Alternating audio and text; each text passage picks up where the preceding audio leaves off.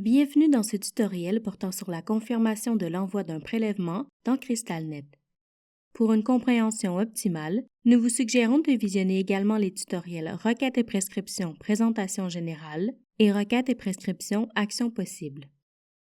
La liste de travail à faire vous permet de visualiser les analyses de laboratoire qui doivent être prélevées pour l'usager. Elle permet de confirmer que les analyses ont été prélevées et d'envoyer cette information au laboratoire. Cette étape sera désormais obligatoire avec l'arrivée du CILP pour qu'un prélèvement puisse être analysé par le laboratoire. Tout d'abord, il faut savoir que les analyses ne s'affichent dans cette liste que si elles ont été générées, c'est-à-dire que leur demande a été transmise au laboratoire. Une analyse est générée lorsqu'une demande d'impression des étiquettes est faite directement par le module Requêtes et prescriptions ou lorsque l'action de générer la demande est faite à partir de la fonction Examen planifié ou de l'image patient. Pour en savoir plus sur cette étape, nous vous invitons à visionner le tutoriel Imprimer des étiquettes de laboratoire. La liste à faire est accessible de deux façons dans CrystalNet.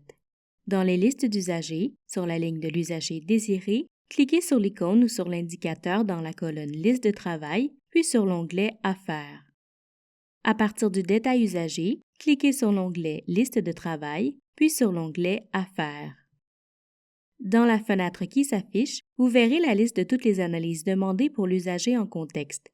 Vous y trouverez le niveau d'urgence du prélèvement, tel qu'il a été saisi lors de la création de la requête ou de la prescription dans le module Requêtes et prescriptions, la colonne Éléments qui présente les analyses et les paramètres en entrée s'ils ont été saisis. Le cas échéant, ces paramètres peuvent être visualisés en survolant cette icône avec la souris. Notez que si la requête contient des épreuves, elles sont identifiées par cette icône. Le numéro de requête associé, ainsi que le numéro d'EPAN si une panne est survenue durant le processus, la date et l'heure prévue du prélèvement et le statut des analyses.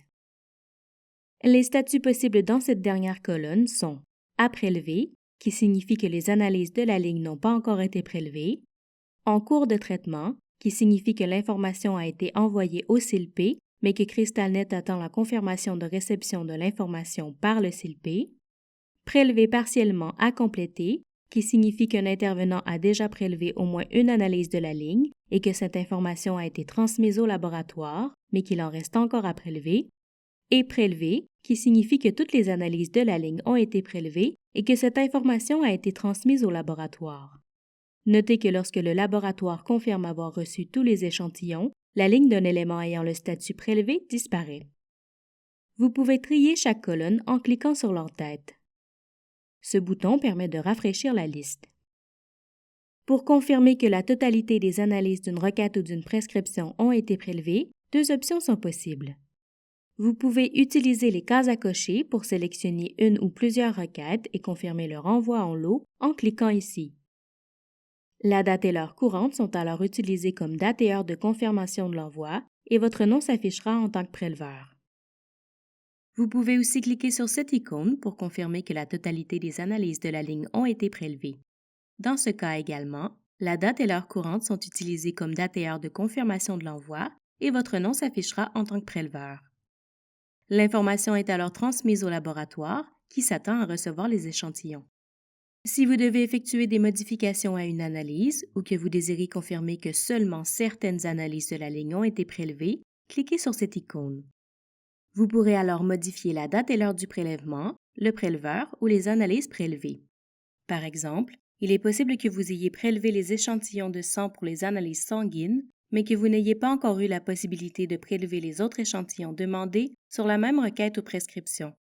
Dans ce cas, vous devrez confirmer l'envoi de l'échantillon de sang seulement en utilisant cette icône. Dans la fenêtre qui s'affiche, effectuez les modifications désirées. Notez que si vous modifiez la date ou l'heure du prélèvement, elles ne peuvent être dans le futur. Toutes les informations sont obligatoires. Si le nom du préleveur n'est pas disponible, vous pouvez cocher cette case. La section Tube présente plusieurs informations.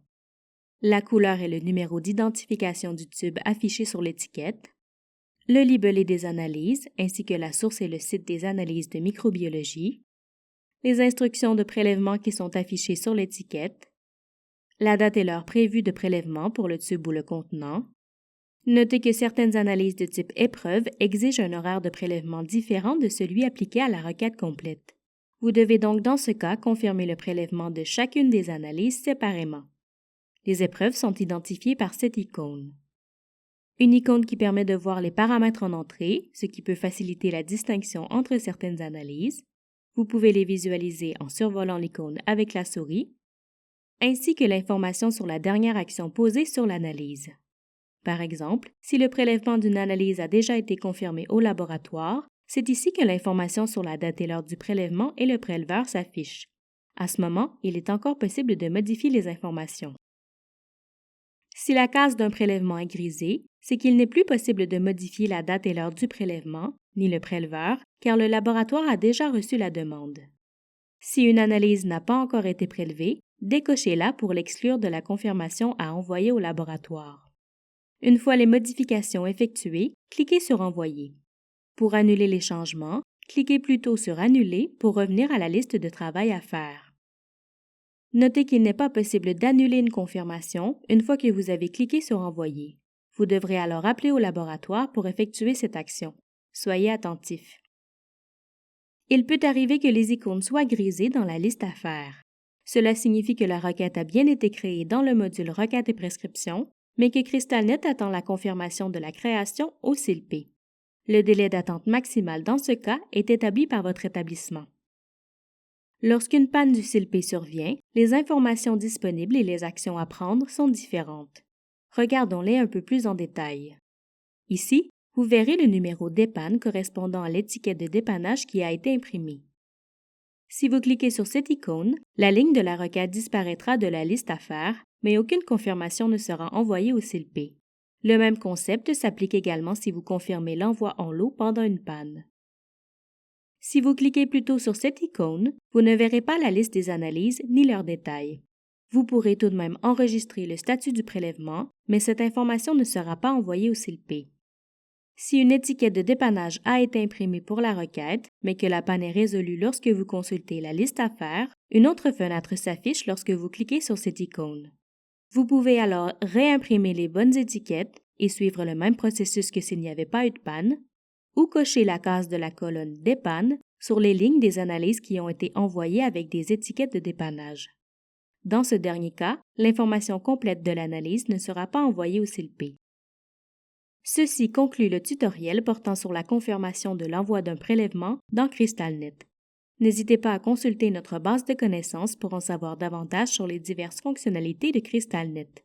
Nous vous invitons également à visionner nos autres tutoriels, disponibles à la fois sur notre chaîne YouTube, sur notre site Web et sur notre base de connaissances.